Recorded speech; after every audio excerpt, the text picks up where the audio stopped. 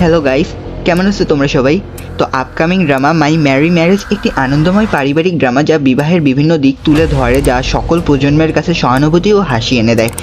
ড্রামাটিতে মাং গং হি একজন দৃঢ়প্রতিজ্ঞ নবীন ডিজাইনার, যিনি তার শৈশবের বন্ধু গুদানু এর সাথে পুনরায় মিলিত হন। গুদানু হলেন একটি ধনী পরিবারের মুক্তমনা নাতি।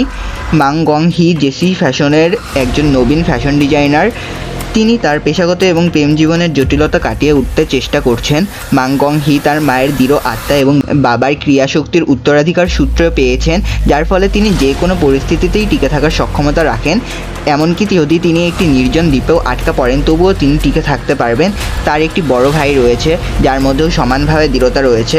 তার ব্যক্তিত্ব দৃঢ় এবং তিনি তার কর্মস্থলে একজন ডাক্তার হিসেবে কাজ করেন। তিনি তার শৈশবের বন্ধু গুদানু সু এর সাথে পুনরায় মিলিত হন, যিনি আমাদের পুরুষ প্রধান চরিত্র। গুদান সু হলেন জেস ফ্যাশনের চেয়ারম্যানের নাতি, যিনি তার ধনী বাবা এবং সাধারণ মায়ের বিপরীতমুখী জীবনধারার মধ্যে আটকে আছেন।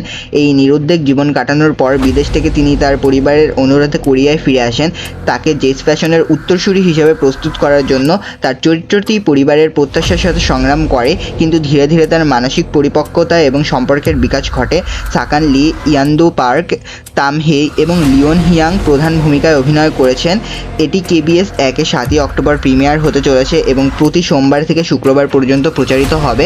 পার্ক হানা মাং গং হি চরিত্রে অভিনয় করেছেন। অন্যদিকে কিম সাংকো মিনকে চরিত্রে অভিনয় করেছেন, যিনি জেস ফ্যাশনের মার্কেটিং টিমের প্রধান। তার অবস্থান তাকে আমাদের দুই প্রধান চরিত্রের খুব কাছাকাছি নিয়ে আসে। লি ইয়ান্দু কংজি চরিত্রে অভিনয় করেছেন, যিনি ডিজাইনার টিমের প্রধান। তিনি আত্মবিশ্বাসী, উচ্চাভিলাষী এবং কর্পোরেটর জগতে তার দৃঢ় উপস্থিতি রয়েছে। মাই ম্যারি ম্যারেজ কেবল রোমাঞ্চের উপর ভিত্তি করে নয়, বরং এই চরিত্রগুলোর ব্যক্তিগত যাত্রাও তুলে ধরে, যেখানে প্রত্যেকেই তাদের নিজস্ব উচ্চাকাঙ্ক্ষা, আকাঙ্ক্ষা এবং সামাজিক প্রত্যাশার সঙ্গে সংগ্রাম করছে। তাদের ওপর আরোপিত সামাজিক প্রত্যাশা নিয়ে তারা লড়াই করে, যা এই নাটককে কমেডি ও রোমাঞ্চের মিশ্রণ ঘটিয়ে বিনোদনমূলক এবং চিন্তাশীল করে তুলেছে।